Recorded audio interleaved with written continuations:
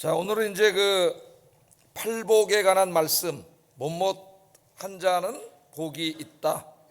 이렇게 예수님 가르치셨는데 8가지 복을 가르쳐 주셨는데, 오늘 두 번째 시간입니다. 애통하는 자는 복이 있습니다. 그런 주제로 말씀을 전하겠습니다. 애통하는 자는 복이 있습니다.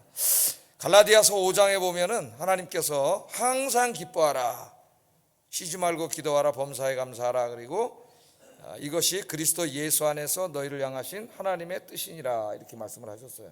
항상 기뻐하라고 그렇게 말씀을 하시고 가르쳐 주셨는데, 그 말씀을 하신 우리 예수님께서 오늘 마태복음 5장 4절 이 산상설교 팔복에 관한 말씀에서는 어떻게 피상적으로 보면 조금 다른 얘기를 하시는 것 같이 보여요. 애통하는 사람은 복이 있습니다. 애통하는 사람, 그가 위로를 받을 것입니다. 그렇게 말씀하고 있습니다. 자, 예수님이 애통한다는 건 뭐 운다는 거죠. 우는 자, 항상 기뻐하라고 하신 우리 주님께서 또 우는 자가 복이 있다, 이렇게 말씀하시고 그 우는 자는 위로를 받을 것이다, 그렇게 말씀을 하셨어요. 그래서 오늘은 이제 이 의미가 어떤 의미인지 이 부분을 좀 우리가 이 아침에 묵상해 보려고 합니다. 여기 애통하는 사람은 어떤 사람인가? 무엇 때문에 애통하는 사람인가? 그가 받는 위로는 뭔가? 이런 데 좀 우리가 초점을 맞춰 가지고 오늘 아침에 좀 묵상을 하겠습니다. 자, 4절을 다시 한번 읽어보면은 애통하는 자는 복이 있나니 그들이 위로를 받을 것이며, 예수님 그렇게 말씀을 하셨어요. 자, 애통하는 자가 복이 있다. 여기 애통한다, 이 말은 이제 펜세오, 세오는 그 영어로 말하면 TH 발음이에요. 헬라어에 펜세오, 세오. 근데 우리가 이제 뭐 이거 말하는 언어는 아니기 때문에 뭐 굳이 발음할 필요는 없지만은 펜세오라고 하는 이 동사는 시제가, 동사의 시제를 보면 현재 능동태 분사 형태로 돼 있어요. 신학기 가서 이제 헬라어를 배우다 보면 이 파싱한다고 그러는데, 동사 형태를 이제 이렇게 파싱해 가지고 하는 게 중요해요. 왜냐하면 동사 시제가 의미를 결정하는 경우가 많습니다. 그래서 여기에 이제 현재 능동태 분사는 계속 상황이 계속되는 거예요. 계속 진행되는 거예요. 그러니까 애통하는 경우는 단회적으로 한 번 애통하고 한 번 슬퍼하고 그러는 게 아니라 계속 애통하는 자예요. 지속성이 있어요. 지속성. 애통하는 자는 복이 있다, 우는 자는 복이 있다. 사람들이 좀 의아했을 겁니다. 아니, 기쁘고 즐겁고 막 이래야 복이 있다, 그렇게 들릴 것 같은데, 맞는 것 같은데, 우리 예수님이 우는 자, 애통하는 자가 복이 있다, 그렇게 말씀을 하셨어요. 자, 이 애통하는다는 것이 무슨 의미냐? 그 문자 그대로 하면 운다는 말입니다. 그것도 굉장히 슬퍼하며 우는 거예요. 그러니까 우리말로 번역이 잘 된 거예요. 애통하는 거예요. 애통하는 거. 그런데 이 애통한다는 말은 단순히 운다는 의미는 아니에요. 단순히 운다. 그러면 뭐 우는 자가 복이 있다 그러면 우리 맨날 울어야 되잖아요. 그럼 아까 항상 기뻐하라고 하는 말씀과 이게 이제 상충이 됩니다. 그러니까 단순히 우는 자를 말하는 건 아니에요. 왜냐하면 그 다음 말씀을 보세요. 그 다음 말씀이 뭐예요? 우는 자, 애통하는 자는 복이 있습니다. 저희가 위로를 받을 것입니다, 그랬습니다. 위로를 받는다. 위로를 받다, 이거는 수동태로 되어 있습니다. 미래 수동태로 되어 있어요. 그러니까 이제 이 유대인들의 언어 습관 중에 이제 마태복음에도 그게 나오지만은, 가능하면 하나님이라는 말을 꼭 필요하지 않으면 발음하지 않아요. 그걸 이제 신성모독이라고 여겼습니다. 십계명, 상계명에 네 하나님의 이름을 망령되이 일컫지 말라, 이 말씀을 이제 문자적으로 해석을 해가지고 잘 발음하지 않기 때문에, 하나님이 주어일 때는 하나님이 뭐뭐 하신다가 아니고 수동태로 자주 씁니다. 이거 이제 헬라 원법으로는 디바인 패시브라 그래요. 신적 수동태, 이렇게 번역이 될 수가 있겠습니다. 신적 수동태. 그러니까 애통하는 자는 복이 있습니다. 그 애통하는 자들은 위로를 받습니다. 그 말은 능동태로 고치면은, 우리가 이제 우리에게 익숙한 언어로 고치면 하나님이 위로해 주십니다, 그 말이 되는 거예요. 하나님이 위로해 주십니다. 그러니까 벌써 여기 애통하는 게 그냥 우는 게 아니라는 걸 알 수 있어요. 그냥 슬퍼하고 우는 게 아니라 하나님 앞에 가서 애통하는 거예요. 하나님 앞에서 우는 거예요. 그러니까 뭐 하는 거예요? 울면서 기도하는 거죠. 그러니까 이 말씀은 우리가 이제 이해하기 한눈에 쏙 들어오는 말로 번역하면, 하나님 앞에서 눈물로 기도하는 자는 복이 있습니다. 왜냐하면은 하나님이 위로해 주실 것이기 때문입니다. 그 말이에요. 하나님이 위로해 주실 것이기 때문이다. 자, 그럼 여기 애통하는 자는 누구이며 무엇 때문에 애통하는 자일까? 하나님 앞에 가서 이제 이 마태복음 특별히 산상설교를 연구하는 사람들이 이제 구약과 비춰서 다양한 연구를 했습니다. 그래서 이제 한 4가지 정도 중요한 것들만 한번 좀 얘기를 해보려고 해요. 첫째는 신앙의 박해를 받아서 애통하는 자다. 그렇게 이제 해석을 하는 분들이 있어요. 상당히 많은 분들이 신앙의 박해. 왜냐하면 지금은 우리는 자유민주주의 국가 안에서 종교의 자유가 보장되는 사회에서 자유롭게 평안하게 신앙생활을 하고 있습니다. 우리가 마음만 먹으면 우리는 언제든지 교회 일주일 내내 나올 수 있는 거죠. 새벽에도 나와서 기도하고 예배드리고 수요 예배, 금요 기도 우린 다 예배드릴 수 있어요. 그런데 예수님이 살던 이 시대에, 마태복음에 쓰여지던 이 시대에는 그런 사회가 아니었잖아요. 우리가 잘 알고 있는 것처럼 예수 믿음이 곧 핍박과 박해를 받음을 의미하는 그런 사회였어요. 그러니까 많은 사람들의 생각하기를 예수님 믿는 것 때문에, 주님 때문에 신앙의 박해를 받는 사람은 복이 있습니다. 하나님이 그걸 다 갚아주실 겁니다. 위로해 주실 것입니다. 그런 의미가 되겠죠. 그런 의미라면은. 근데 또 어떤 분들은 여기에 이제 애통하는 자는 자신의 죄와 허물 때문에 애통하는 자입니다. 물론 이 2가지가 다 포함된다고 하는 사람도 있어요. 자신의 죄와 허물 때문에 애통하는 자입니다. 그럴 경우에는 어떤 말씀이 될까요? 늘, 이게 이제 현재 분사니까 늘, 매일이죠. 매일 자기 자신을 돌아보고 자기 자신의 잘못과 죄를 성찰하면서 하나님 앞에서 너무 죄 짓는 자신이 부끄러워서 안타까워서 애통하는 거죠. 그러면 하나님이 위로해 줄 것입니다는 그 죄를 하나님이 용서해 주실 것입니다. 사해 주실 것입니다. 그런 뜻이 되겠습니다. 말이라면은 물론 이제 2가지가 다 이 안에 있다고 생각하는 학자도 있고요. 3번째는 삶의 고통과 슬픔 때문에 애통하는 자, 그렇게 볼 수도 있어요. 그러니까 우리 인생에 살다 보면 하나님 믿는 사람도 고통과 슬픔으로부터 전혀 자유롭지 않습니다. 그죠? 구원이 완성되지 않았기 때문에 삶의 많은 문제들, 고통과 슬픔이 있죠. 경제적인 문제, 병의 문제, 여러 가지 문제가 있을 수 있는데 그런 문제가 있을 때 하나님 앞에 가서 그 문제들을 내려놓고 애통하는 자예요. 눈물로 기도하는 자예요. 그러면 하나님이 위로해 줄 것입니다. 그건 뭐예요? 하나님이 다 해결해 주실 겁니다. 그런 말이죠. 그런 의미가 되겠습니다. 그 다음에 이제 마지막으로 한 가지 더 생각해 볼 것은 이 애통하는 자는 누구냐? 하나님을 믿지 않는 세상 사람들, 하나님을 믿지 않고 죄 짓고 그래서 저 지옥으로 멸망의 길로 가고 있는 그 사람들을 바라보며 안타까워하는 사람이에요. 애통하는 사람. 그 사람들을 위해서 눈물로 기도하는 사람이죠. 그 사람은 복이 있습니다. 하나님이 위로해 주실 것입니다. 하나님이 그 사람들을 구원해 주실 것입니다. 여러분들이 사랑하는 가족, 믿지 않는 가족 너무나 안타깝잖아요. 그래서 눈물로 기도하면 하나님이 구원해 주실 것입니다. 그런 의미가 되겠습니다. 그래서 예수님이 오늘 말씀을 보면 여기 애통하는 자가 무엇 때문에 애통하는지는 구체적으로 특정하지 않으셨어요. 그죠? 어느 하나를 특정하지 않았잖아요. 그냥 애통하는 자예요. 그러므로 예수님이 그렇게 말씀하신 이유가 있겠죠. 그거는 뭐냐면 여기 애통하는 자는 지금 제가 4가지를 대표적으로 말씀을 드렸는데 이 모든 삶의 문제 때문에 애통하는 자다.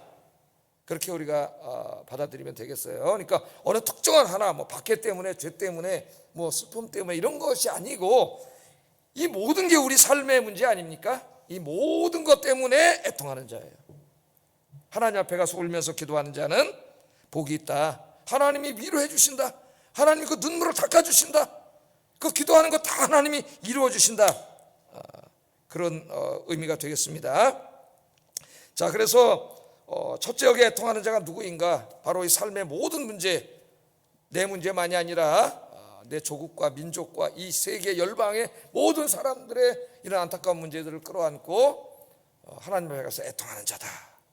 그 사람이 복이 있다. 우리 주님 그렇게 말씀을 하셨어요. 자, 그런 사람들이 복이 있다 그랬으니까 이제 중요한 건 뭡니까? 우리가 실천하는 거죠. 실천을 해야 돼. 하나님 말씀은 듣고 깨닫는 데서 끝나면 안 됩니다. 그러면 지식밖에 안 돼요.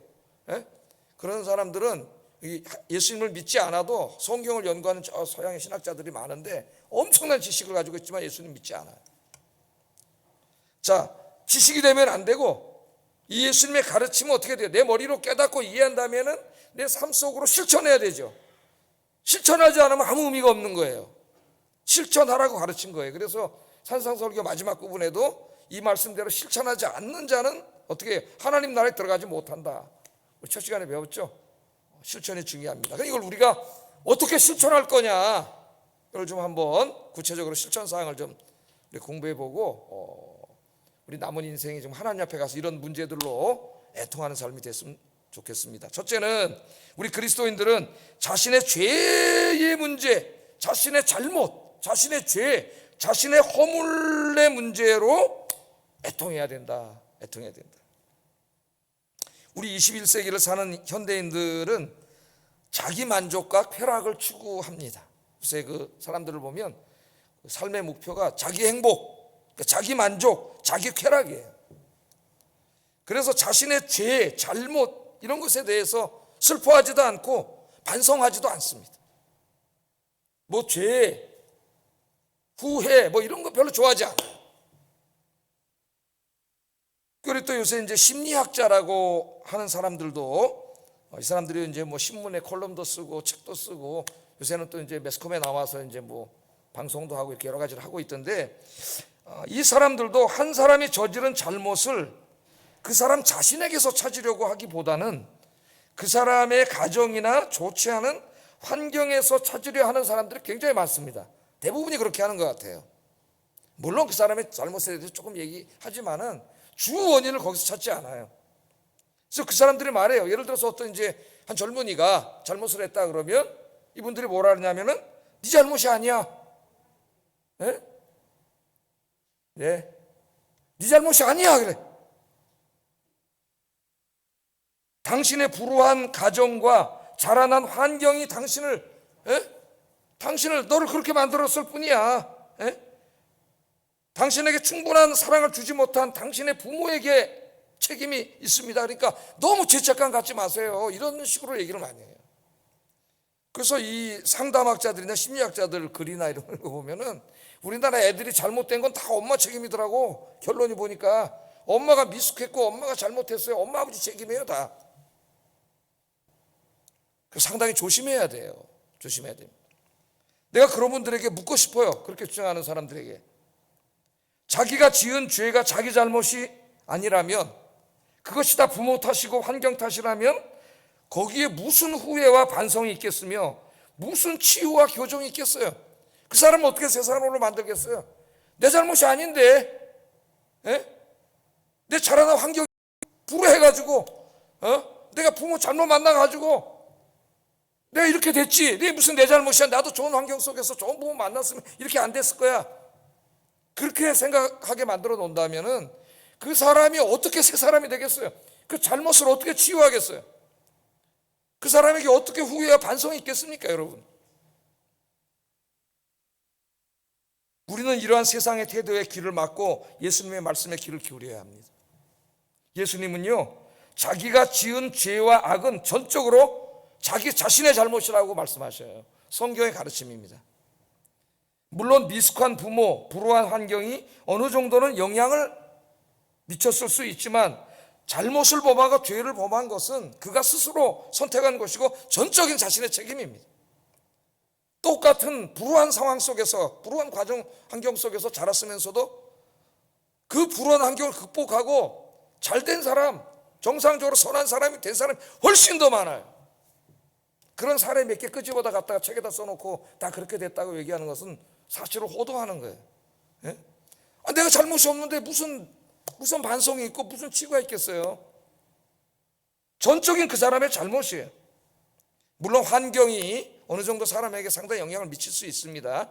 그래서 부정하자는 건 아니에요.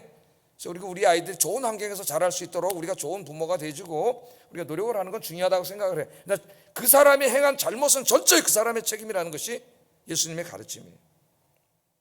그래서 우리들은 항상 자신을 돌아보면서 자신의 죄와 허물을 깨닫고 하나님 앞에서 눈물로 회개해야 됩니다.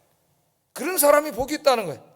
그런 사람이 내 부모 탓하고 환경 탓하고 내가 이렇게 된 건 다 내 엄마 때문에 아버지 때문이고 내 환경 때문이고, 나도 좋은 환경 만나서 우리 엄마 아버지 금수저에서 태어났으면은 나도 뭐 이렇게 생각하는 사람, 매일 세상 탓하고 부모 탓하고 원망하는 사람은 불행한 사람이에요. 사탄이 역사에 그 안에 전적인 자기 책임이다. 전적인 자기 책임이다. 성경에 나오는 위대한 신앙인들은 죄를 전혀 짓지 않은 사람들이 아닙니다. 그런 사람은 성경에 있어요, 없어요? 없어요. 아브라함 같은 사람도, 모세 같은 사람도, 다윗 같은 사람도 죄를 안 지은 사람이 아니에요. 우리 인간은 원죄를 가지고 태어나기 때문에 뼛속까지 죄인입니다. 죄의 본성이 우리 안에 꽉 차 있어요. 이걸 기도와 말씀으로 우리가 제어하지 않으면 이게 항상 튀어나오죠. 부부생활, 가정에서, 교회 안에서 이 미천이 다 나오는 거죠. 막 죄악의 미천이 확 다 솟아나와요, 우리 인간이. 성경의 위대한 신앙인들은 죄를 안 지은 사람이 아니라 죄에 대하여 철저하게 애통한 사람들이에요. 애통한 사람들. 죄를 안 져야 되지만, 죄는 모양이라도 멀리 해야 되지만, 그러나 죄를 지었을 경우에는 정말 그 죄에 대해서 애통하는 사람이죠. 예를 들면 이제 그 가장 대표적인 회개 기도가 다윗이라고 하는 사람의 회개 기도인데, 시편 51편에 보면 이제 그 간음죄를 저지른 다음에 그 하나님 앞에 회개하는 내용이 이 시편 51편이에요. 근데 이제 자기의 막 욕망이 불타오를 때는 사람이 그 욕망이 압도가 돼가지고 죄인지 몰라요. 행위에 옮깁니다. 욕망이 불타면 막을 수 없어요, 사람이. 그러다 그 다음에 이제 그가 선지자의 말을 듣고 하나님 앞에 섰을 때 서서 보니까 자기의 모습, 영적인 모습이 너무 더러운 거지. 예?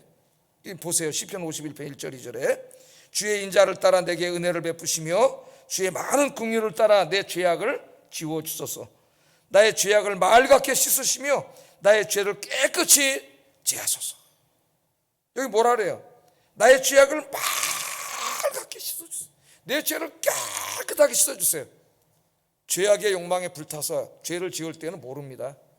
그 사람들만 안 보고 은폐시키면 난 아무 문제 없는 것 같아요. 그러다 하나님 앞에 이제 진짜 애통하는 자세로 무릎을 꿇으면 자기의 지은 죄, 자기의 영적인 모습, 하나님 앞에서 속사람의 그 더러운 모습이 막 보이잖아요. 여러분, 흙탕물이 확 치고 가면 여기 흙탕물 되잖아요.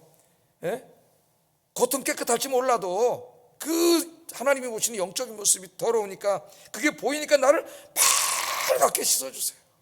하나님 앞에 가면 자기가 보인다 그랬잖아요. 밝은 빛 속에 가면 빨갛게 깨끗하게 씻어주세요. 5절에 보면 내가 죄악 중에서 출생하였으며 어머니가 죄 중에서 나를 잉태하였습니다. 뼛속부터 나는 죄인입니다. 그러니까 원죄를 말하는 거 아니에요. 어머니 죄 중에서부터 나를 태어났어요. 태어난 아기 순진할까요? 그 아기 때부터 인간은 원죄를 가지고 태어났어요. 우스갯소리를 얘기하지만은 많은 애기가, 고 착하고 이쁜 애기가 맛있는 거 손에 있으면 나 좀 줄래? 그러면 딱 싫어. 그렇잖아요. 벌써 거기서부터 그런 모습이 보이는 거예요, 우리 인간의. 7절에 보면 우술초로 나를 정결케 하소서. 내가 정하리이다. 나의 죄를 씻어주소서. 내가 눈보다 희리이다. 우술초가 뭡니까? 레위기, 요새 새벽기도 레위기 공부하는데 레위기 설교를 듣는 사람은 알 거예요. 우술초 언제 쓰는 거예요? 문둥병 걸린 환자들 깨끗하게 할 때 쓰는 거죠. 죄를 지으면은, 제가 문둥병 가르칠 때 그렇게 설교를 했죠. 영적인 문둥병이 있다고. 문둥병 걸리면 막 그 세균이 들어와서 몸이 썩고 손가락 잘려나가고 얼굴 파이고 막 이렇게 흉측하게 되잖아요. 죄 지은 모습이 하나님 앞에 딱 그와 같은 거죠.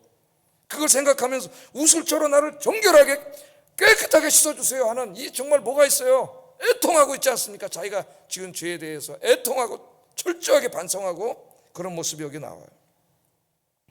죄는 하나님과 우리 사이를 멀어지게 한다고 그랬습니다. 레위기 19장 지난주에 공부할 때 배웠죠. 하나님 거룩하신 분이기 때문에 죄와 함께하지 못해요. 그래서 하나님은 내가 거룩한 이는 거룩하라 그랬습니다. 그래서 어떻게 해요? 예배 드리러 올 때에도 못 들어와요. 우리는 죄인이기 때문에. 그래서 예배 드리기 전에 하나님의 거룩한 존전에 들어오려면 5대 제사를 드려야 돼요. 죄를 사함 받고 들어올 수 있습니다. 그래서 레위기에서 5대 제사부터 가르치는 거예요. 물론 우리 예수님이 신약 시대에는 십자가에서 5대 제사를 다 지내시고 우리의 죄를 짊어지시고 우리 죄에 대한 형벌을 다 받으셨죠. 우리가 제사는 지내지 않지만 우리가 영적인 제사를 지내야 돼. 하나님 앞에 회개의 제사를 지내야 돼요.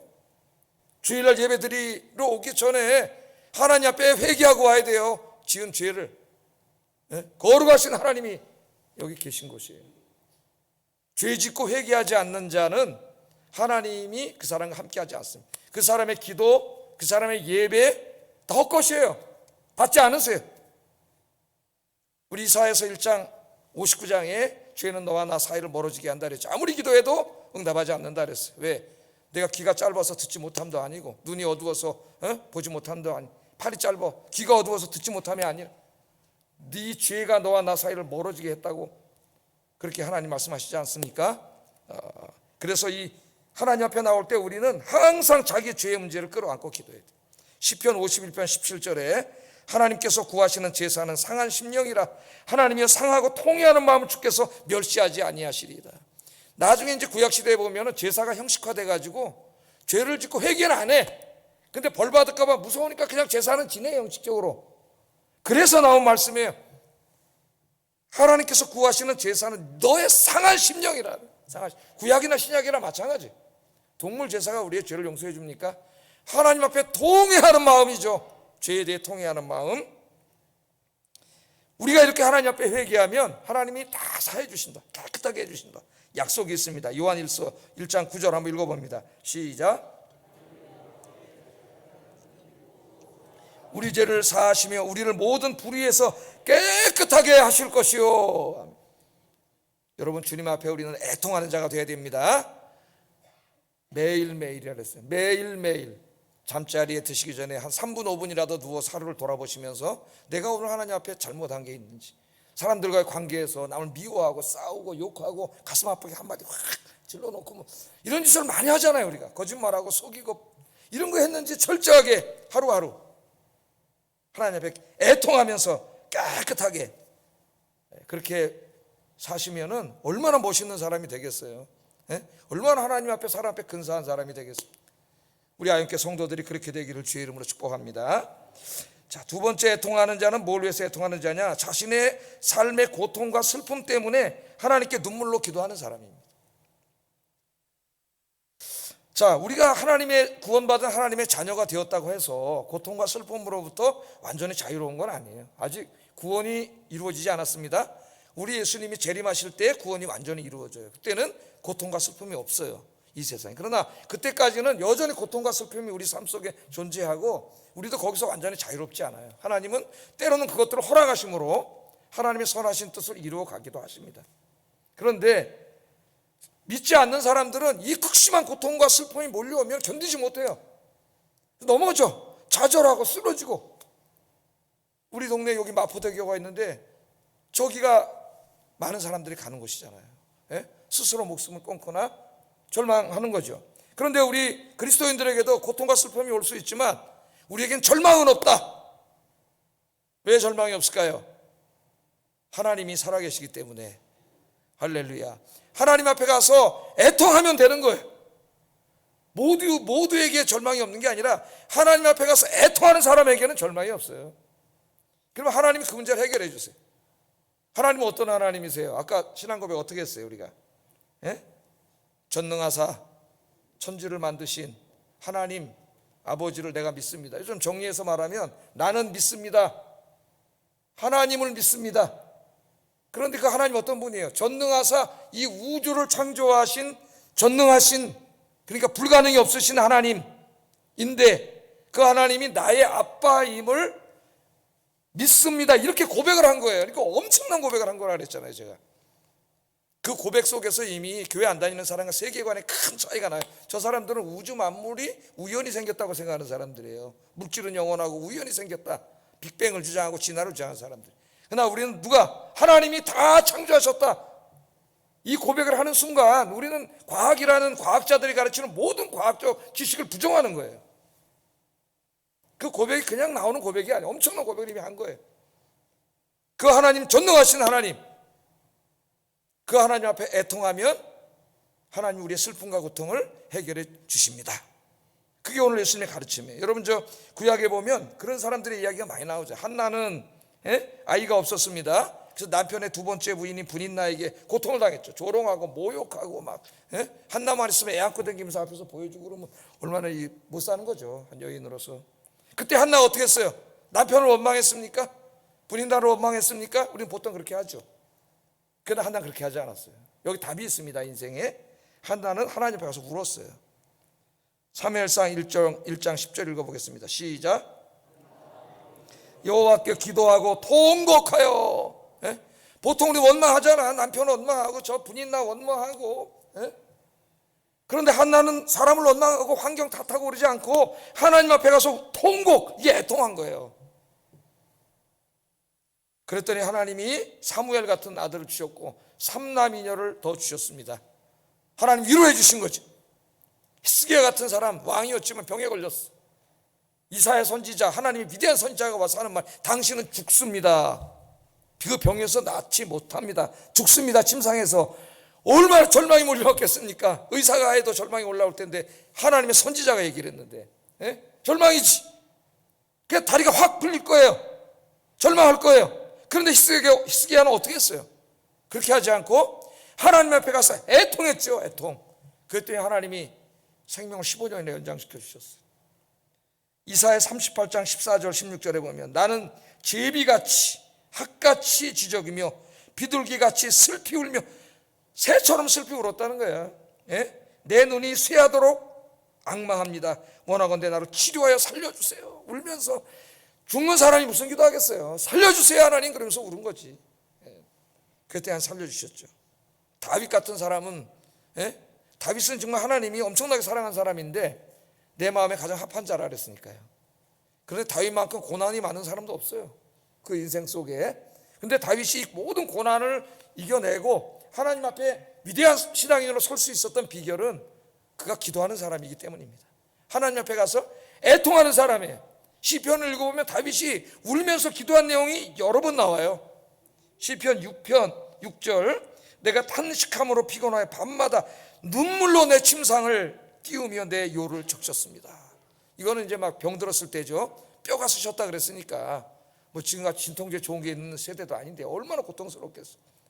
근데 어떻게 했습니까? 절망하지 않고 하나님 앞에 가서 기도한 침상을, 얼마나 침상에서 울면서 기도한 눈물, 요가 젖었다 그랬어요.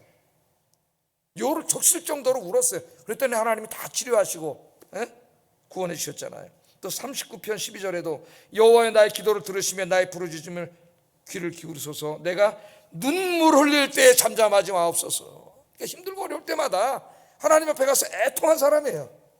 다윗은 시편 56편 8절에 이 유명한 기도를 했지 않습니까? 한번 읽어보겠습니다. 시작. 아멘. 나의 유리함을 주께서 계수하셨사오니 나의 눈물을, 하나님 앞에 가서 운 눈물이에요. 흘린 눈물을 주의 병에 담아 주소서. 이런 정말 명시죠, 명시. 나의 눈물을 주님의 병에 담아 주세요. 주님 앞에 가서 흘린 눈물은 절대 헛되지 않습니다. 하나님 앞에서 울며 애통하면 절대 헛되지 않아요. 하나님이 위로해 주세요. 갚아 주세요. 그래서 여러분, 애통하는 자는 복이 있습니다. 이런 관점에서 볼 때 여러분은 복이 있는 사람입니까? 복이 있다는 말은 이미 현재와 미래형이 다 있어요. 이미 그렇게 하는 사람은 이미 하나님의 복 안에 들어와 있는 사람이에요. 그런 뜻입니다. 또 미래에 하나님이 위로해 주실 사람이에요. 지난주에 심령이 가난한 자 우리가 얘기를 했죠. 오늘은 애통하는 자예요. 여러분은 애통하는 자가 복이 있다 그랬는데 그 관점에서 볼 때 여러분 복이 있는 사람이냐고요. 애통하고 계시냐 그 말이에요. 하나님 앞에서 눈물로 기도하는 삶을 매일매일 살고 있느냐 그 말입니다. 그러면 복이 있는 사람이다. 세 번째, 우리가 뭘 애통해야 되느냐? 죄 가운데 살면서, 죄 지으면서 멸망의 길로, 지옥의 길로 가고 있는 세상 사람들을 바라보며 애통해야 됩니다. 애통해야 돼요. 그게 우리 가족일 수도 있고요, 내 친구일 수도 있어요. 그래서 먼저 우리는 가까운 사람들을 위해서 애통해야 됩니다. 내 가족과 친구들, 직장 동료들, 아직 하나님을 알지 못하는 사람들, 그 사람 예수 믿지 않으면 어떻게 되겠어요? 멸망의 길로 가잖아요. 그 사람들을 생각하면서 애통해야 돼. 눈물로 기도해야 돼. 안타까워하면서. 뿐만 아니라 우리 조국 대한민국이 하나님께 돌아오도록 애통해야 됩니다. 민족 복음화죠. 성경의 믿음의 사람들을 보면 자신의 개인적인 문제를 넘어서 자기의 조국과 민족을 위해 애통하며 기도하던 사람들이었다. 호세아, 예레미야, 다니엘, 느헤미야, 사도 바울, 이 모든 사람들을 보면 자신의 민족이 회개하고 하나님께로 돌아오도록 눈물로 기도했던 사람들입니다. 가장 대표적인 사람이 예레미야 선지자인데요. 예레미야 선지자 별명이 뭐예요? 눈물의 선지자예요. 눈물의 선지자. 우리 예레미야 애가서 한번 보겠습니다. 40대 몇 장은 안 써왔는데 저기 써도 안나 모르겠다. 3장 48절 50절 한번 읽어보겠습니다. 시작. 내 눈에 흐르는 눈물이 그치지 아니하고 쉬지 아니하며 여호와께서 하늘에서 살피시고 돌아보실 때까지니라. 아멘. 자기 백성들, 이스라엘 백성들이 하나님을 떠나서 우상을 숭배하고 죄를 짓고 뻔하지 않습니까? 하나님의 심판과 멸망이 있는데 그런 모습을 보면서 하나님 앞에 애통했다는 거예요. 얼마나 울었으면은 그 눈물이 시냇물이 돼서 흘렀다 그랬어요. 시냇물이. 물론 이것은 이제 문학적인 과장법이라고 할 수가 있겠지만은 그만큼 울었다는 거예요. 진짜 믿음의 사람은 이런 눈물이 있어야 되는 거죠. 자기 개인의 문제만이 아니라 내 주변에 하나님 믿지 않는 자기 가족, 가까운 사람들, 그리고 이 조국 대한민국의 모든 사람들을 위한 눈물이 있어야 된다. 안타까운 눈물이. 시편 기자도 시편 119편 136편 똑같은 고백을 합니다. 이게 경건한 사람들의 고백이에요. 읽어보겠습니다. 시작. 내 눈물이 시냇물같이 흐릅니다. 내 백성이 주의 법을 지키지 않으므로 내 눈물이 시냇물같이 흐릅니다. 시냇물같이. 여기는 자기 민족을 바라보고 했지만 이 민족보다 내 가족일 때는 더 슬퍼야 되지 않겠어요? 하나님께 나오지 않는 가족을 위해서. 이 사람도 얼마나 울었는지 그 눈물이 시냇물같이 흘렀다. 하나님 앞에. 그렇게 울었다는 거예요. 하나님 앞에 가서. 여러분, 우리는 나라와 민족을 위해서, 사랑하는 사람들을 위해서 기도해야 됩니다. 민족 복음화에 관심을 갖고 기도해야 됩니다. 민족 복음화 그러면 거창하잖아요. 우리가 어떻게 이 민족을, 이 가까운 이 동네, 새로운 동네도 생겼고 사람들이 이사 오고 이분들을 향한 안타까운 마음을 갖고 눈물로 기도하는 저와 여러분 되기를 주의 이름으로 축복합니다. 또 세계 열방의 복음화를 위해서 애통해라. 우리 금요일마다 이제 나라와 민족과 선교사님들의 세계 열방 선교를 위해서 우리가 기도하고 있어요. 그리스도인들은 하나님을 알지 못하고 우상 숭배와 죄악 가운데 죽어가고 있는 온 세계 열방을 위해서 애통해야 돼요. 왜? 모든 사람들이 다 하나님의 자식들이에요. 하나님은 그들을 구원하기 위해서 외아들을 주셨어요.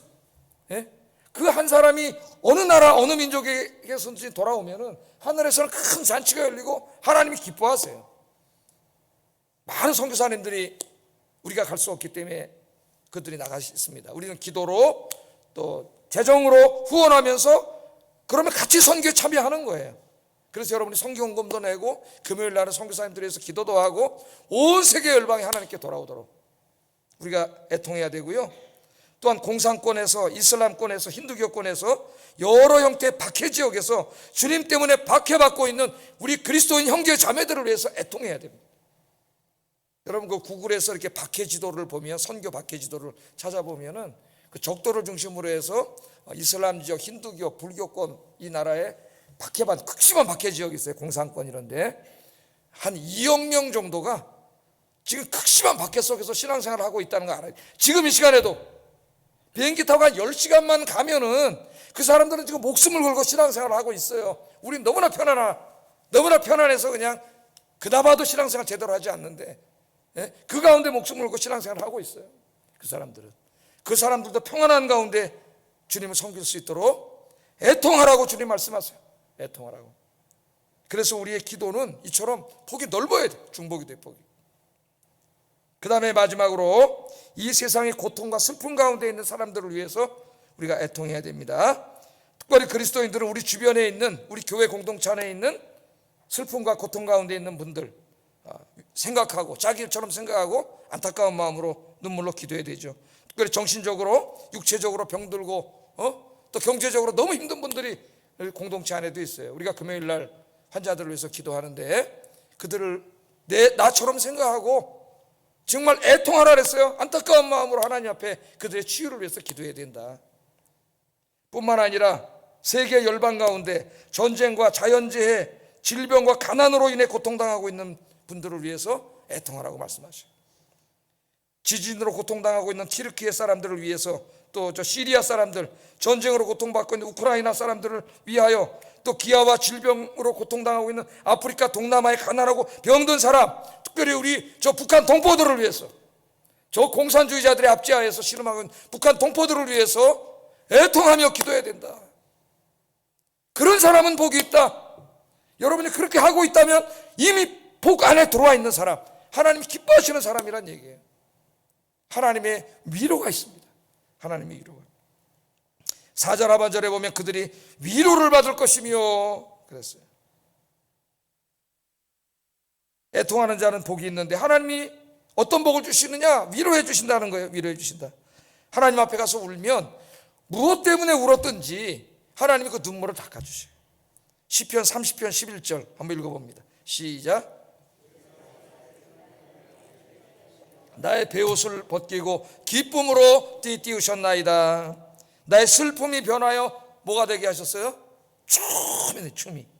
나의 슬플 때 입는 베옷을 벗기고 기쁨으로 나를 띠띠우셨습니다. 누구를 그렇게 하셔요? 하나님 앞에 가서 애통한 사람. 구약의 한 경건한 사람이 이렇게 간증합니다. 시편 126편 5절 6절 읽어보겠습니다. 시작. 기쁨으로 거두리로다. 울며 씨를 뿌리러 나가는 자는 반드시 기쁨으로 그 곡식단을 가지고 돌아오리다. 아멘. 이 기도를 농사꾼이 씨 뿌리는 데다 비유했죠. 씨 뿌리면은 반드시 열매가 맺어요. 씨 뿌리고 그냥 가만히 있나요? 가서 계속 피도 뽑고 길쌈도 해야 되고 다 해줘야 되지 않습니까? 그렇게 눈물을 뿌리면서 씨를 뿌리는 자, 눈물로 기도하는 자, 그런 말이죠. 반드시 기쁨의 단을 가지고 온다. 그 말은 절대로 헛되지 않아요. 왜? 오늘 하나님이 위로해 주신다 그랬잖아요. 위로해 주신다. 그럼 믿습니까? 하나님의 위로가 있어요. 눈물로 기도하는 사람에게. 뿐만 아니라 우리가 사는 이 세상은 어차피 주님이 재림하시기 전까지는 고통과 슬픔으로 가득 차 있습니다. 계속 그게 반복돼. 그렇기 때문에 우리도 매일 애통해야 돼요. 매일. 이런 문제들이 항상 우리에게 있기 때문에 주님 오시는 날까지 매일 우리가 애통의 기도를 드려야 됩니다. 그런데 주님이 재림하시고 이 땅에 하나님 나라가 완전히 이루어지면 거기에는 눈물도 슬픔도 고통도 모든 것이 없어요. 죽음도 죄도 아무것도 없습니다. 거기에는 하나님이 주시는 행복만이 가득해요. 요한계시록 21장 3절 4절 한번 읽어봅니다. 시작. 사람들과 함께 있음에 하나님이 그들과 함께 계시리니 그들은 하나님의 백성이 되고 하나님은 친히 그들과 함께 계셔서 모든 눈물을 그 눈에서 닦아주시니 다시는 사망이 없고 애통하는 것이나 곡하는 것이나 아픈 것이 다시 있지 아니하리니 처음 것들이 다 지나갔음이로라. 아멘. 주님의 나라가 임하면 슬픔과 고통, 죄, 죽음 그런 것이 없습니다. 다 지나가고 거기는 영원한 생명, 영원한 기쁨, 영원한 행복이 있는데 애통하는 자들에게 주님이 그것을 약속해 주셨어요. 그래서 2023년 한 해는 여러분의 남은 인생이 오늘 주님이 말씀하신 것처럼 하나님 앞에서 애통하는 자가 되기를 주의 이름으로 축복합니다. 기도하겠습니다.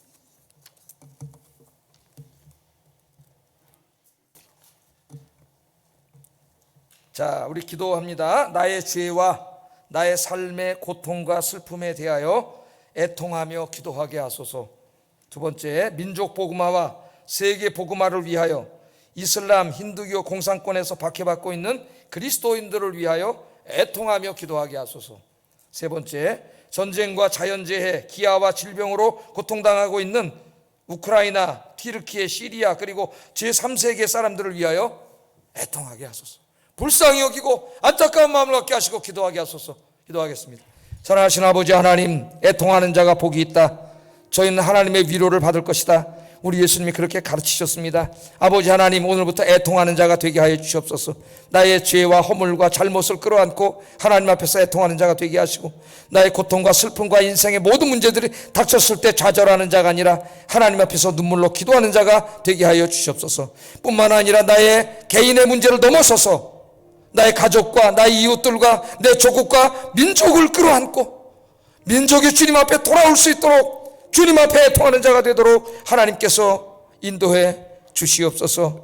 세계 열방과 이 나라와 민족과 그리고 내 사랑하는 사람들 중에 아직 하나님을 알지 못하는 사람들이 회개하고 주님께 돌아오도록 그들을 불쌍히 여기고 애통하는 마음을 주시옵소서. 특별히 자연재해와 또 질병과 고통과 기아로 전쟁으로 고통당하는 이 지구촌의 수많은 불쌍한 사람들, 그들을 불쌍히 여기고 하나님 앞에 눈물로 기도하는 우리 아영교회 성도들이 되게 하여 주시옵소서. 그래서 하나님의 위로가 날마다 저들에게 가득가득 하도록 주께서 복을 내려 주시옵소서.